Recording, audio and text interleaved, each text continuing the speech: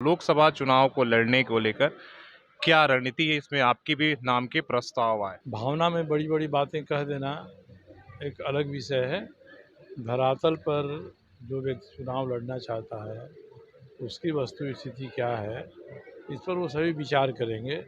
कई नाम कई जगह से लोग खुद भेज रहे हैं कि मैं लड़ना चाहता हूँ और वो व्यक्ति कौन है, क्या है, इसको जानने के लिए एक 7 सदस्यीय समिति हम लोगों ने बनाया है। वही समिति अंतिम निर्णय लेगी। सर, एक सवाल, लास्ट सवाल है कि जब चुनावी राजनीति में जब आ रहे हैं तो समर्थन लेने और देने को लेकर क्या आप पार्टियों से समझौता करेंगे या व्यक्ति से? हमारी कुवत औकात इतनी नहीं है कि हम कह दें कि हमारे साथ कोई आकर समझौता करे। रोज़ हल्ला होता है 2 साल से कि भारतीय जनता पार्टी हमको धनबाद से सीट दे रही है। आज तक भारतीय जनता पार्टी के किसी भी सार्थक नेता ने मुझसे बात नहीं किया है और मैंने भी उनके यहाँ पहल नहीं किया है। पूरी तरह से लोकसभा चुनाव में ध्रुवीकरण होगा। भारतीय जनता पार्टी के मुद्दे हैं और इंडिया गठबंधन के मुद्दे हैं। पोलराइजेशन होगा। जब तक इसमें से किसी एक का समर्थन आपको नहीं रहता है, तब तक हम चुनाव लड़ने की घोषणा करें, ये व्यावहारिक नहीं होगा। सर, झारखंड लोकसभा चुनाव लड़ना चाह जब आपने आपकी पार्टी 5 या 60 जो पर भी लड़ेगी, जो स्थिति है झारखंड में, देश भर में राष्ट्रीय मुद्दों पर चुनाव लड़े जाते हैं और उसमें स्थानीय मुद्दे गायब हो जा रहे हैं। लेकिन झारखंड में देखा जा रहा है कि जिस तरीके से स्थानीय मुद्दों को उठा रहा है, जिस तरह से जयराम महतो अपने भाषा हो 1932 को लेकर ये कर रहे हैं, आप यहाँ पर कौन-कौन जो मुद्दे हैं उनको उठा रहे हैं। तो लगता है कि इन चुनाव में स्थानीय मुद्दों की प्राथमिकता मिलनी चाहिए, केवल हवा-हवाई बातें और केवल राष्ट्रीय मुद्दों पर नहीं। अब आपने नाम लिया जयराम महतो का, तेज तर्रार व्यक्ति हैं, समझदार हैं, वे अपनी समझ के हिसाब से मुद्दे उठा रहे हैं। उन पर सबको विचार करना चाहिए और उनको भी इसके बारे में लोगों के साथ विमर्श करना चाहिए। नमस्कार, सुशल संवाद में स्वागत है। मैं शशि भूषण और यहाँ पर भारतीय जनतंत्र मोर्चा का प्रदेश स्तरीय कार्यकर्ता सम्मेलन हुआ, जिसमें लोकसभा से लेकर विधानसभा चुनाव लड़ने पर तमाम बातों पर बात हुई। तो सीधे सर लोकसभा चुनाव को लड़ने को लेकर क्या रणनीति है? इसमें आपकी भी नाम के प्रस्ताव आए। नहीं, मेरे नाम का प्रस्ताव 2 जिला के लोगों ने किया है, जमशेदपुर और धनबाद का।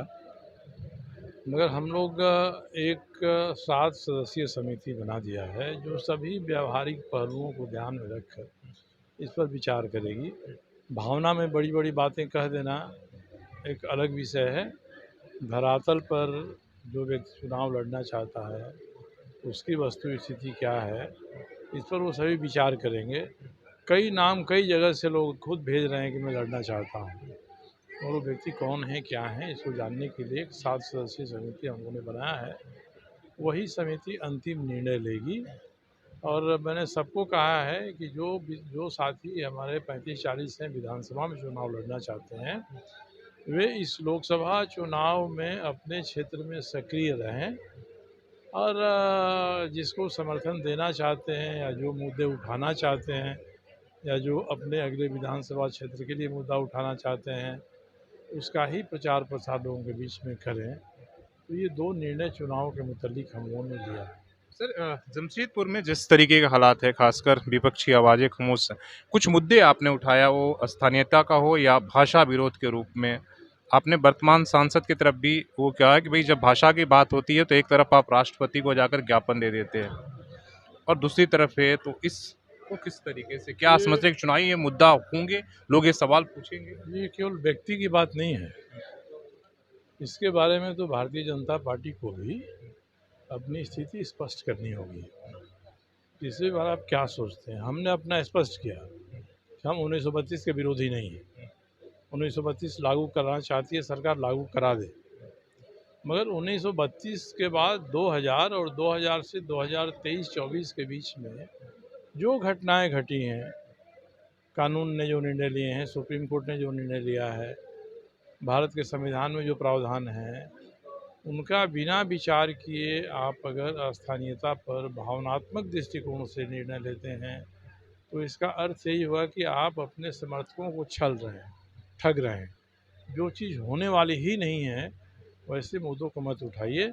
नियम कानून संविधान के आधार पर ही आप स्थानीयता के मुद्दा को उठाइए या और भी जितनी ज़रूरी चीज़ें इस राज्य के विकास के लिए, उस राज्य के विकास में कैसे योगदान सबका हो सकता है।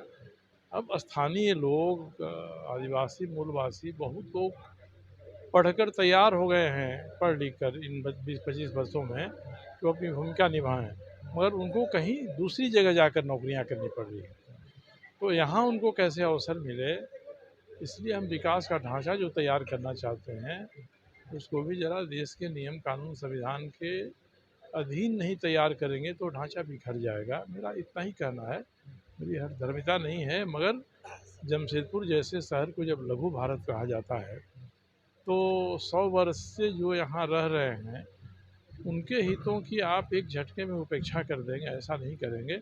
संविधान यही कहता है, हमारे सारे नियम कानून कहते हैं कि हम स्थानीय व्यक्तियों को प्राथमिकता देंगे। अगर सभी योग्यता में हम बराबर हैं तो स्थानीय व्यक्ति को अधिकार मिलेगा। इससे अधिक करने की इजाज़त हमारा संविधान नहीं देता है।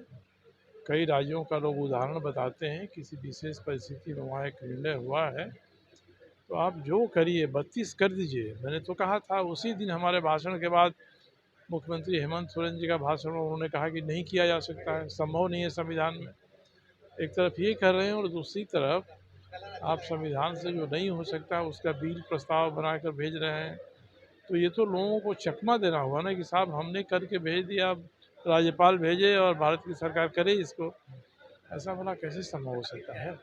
सर, झारखंड लोकसभा चुनाव लड़ना चाह जब आपने आपकी पार्टी 5 या 60 जो पर भी लड़ेगी, जो स्थिति है झारखंड में, देश भर में राष्ट्रीय मुद्दों पर चुनाव लड़े जाते हैं और उसमें स्थानीय मुद्दे गायब हो जा रहे हैं। लेकिन झारखंड में देखा जा रहा है कि जिस तरीके से स्थानीय मुद्दों को उठा रहा है, जिस तरह से जयराम महतो अपने भाषा हो 1932 को लेकर ये कर रहे हैं, आप यहाँ पर कौन-कौन जो मुद्दे हैं उनको उठा रहे हैं।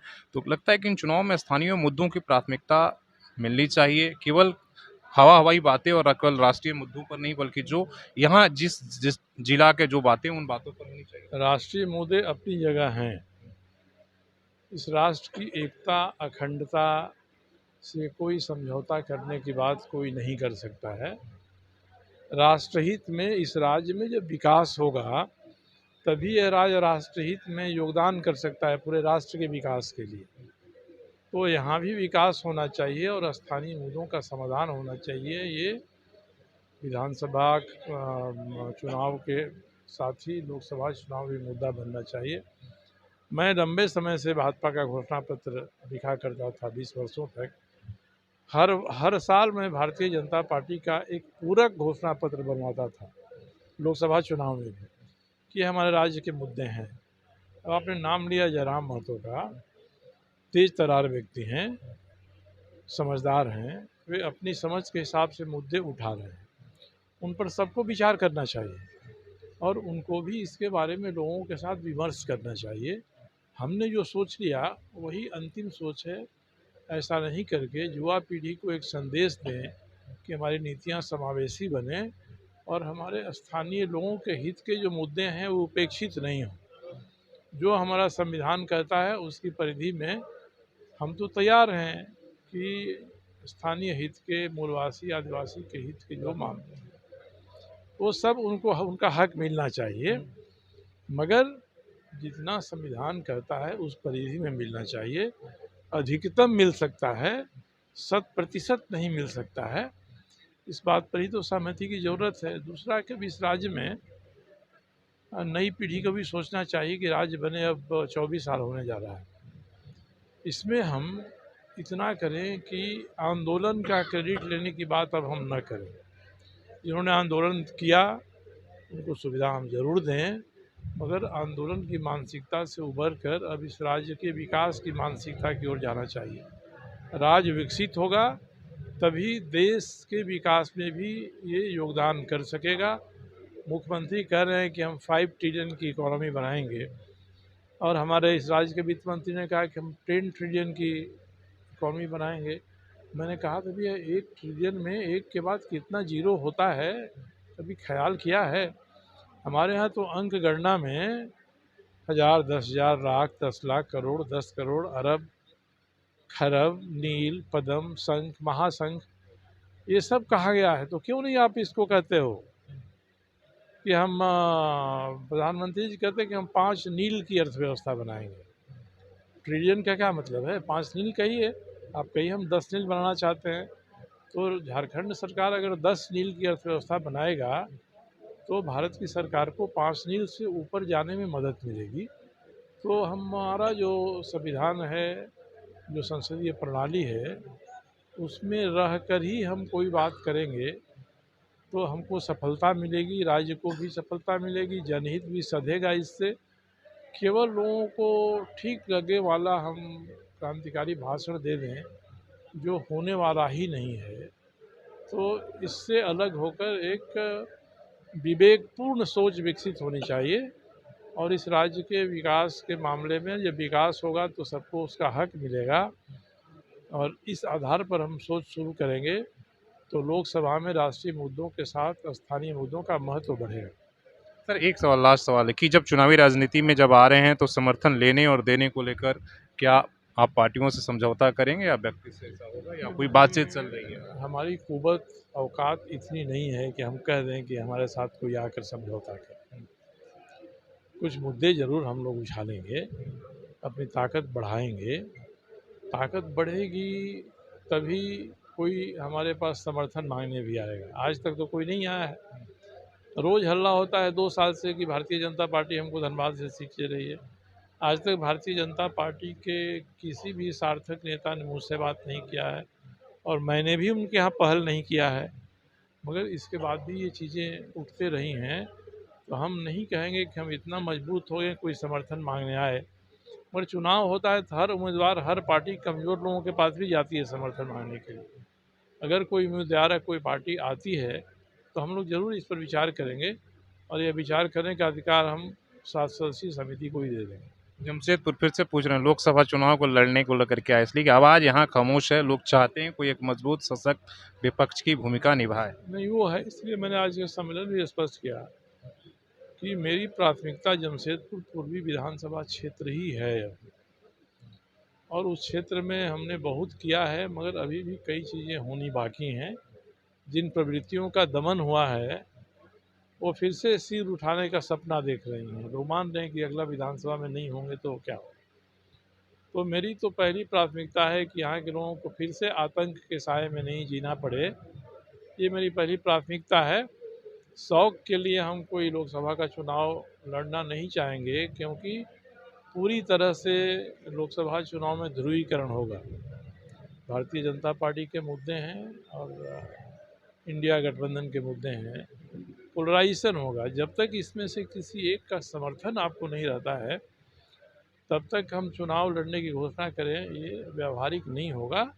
भारतीय जनता पार्टी के मुद्दों में हमारे भी मुद्दे हैं और हम जनता के भी हक के साथ कहेंगे कि राम मंदिर या हिंदुत्व या देश के विकास या एकता और अखंडता पर भाजपा के लोगों के अधिकार नहीं है और भाजपा के राष्ट्रीय नेताओं को अपने भीतर स्थानीय स्तर पर छुपे हुए भ्रष्टाचार पर भी कार्रवाई करनी चाहिए। केवल हेमंत सोरेन ही भ्रष्ट नहीं हैं, बल्कि उनके पहले की सरकार में भी भ्रष्टाचार हुए हैं सबूत के साथ। उन पर कार्रवाई नहीं करिएगा तो भ्रष्टाचार के बारे में बोलना आपका बेईमानी होगी। मगर कुछ एक आध वो मुद्दे डोमिनेट करते हैं, लहर बनाते हैं, उनमें भी भारतीय जनता पार्टी के साथ हम अपना हक जाहिर करेंगे कि हम भी इसके लिए खड़े हैं, केवल आप अकेले नहीं हैं। इसलिए जनता आप ही की बात सुने, हमारी बात ना सुने, ऐसा नहीं होगा। चलिए बहुत बहुत धन्यवाद सर, इतना वक्त देने के लिए। तो आने वाला वक्त बताएगा, इसलिए कि जैसे जैसे चुनाव नज़दीक आ जाएंगे मुद्दे तय होंगे और इसके बाद माहौल भी बनेगा कि आखिर चुनाव क्या है। हर कोई जो है चुनाव की घोषणा और समय का इंतजार कर रहा है। अपने सहयोगी सी रामूर्ति के साथ शशि भूषण, सोशल संवाद न्यूज़, झारखंड।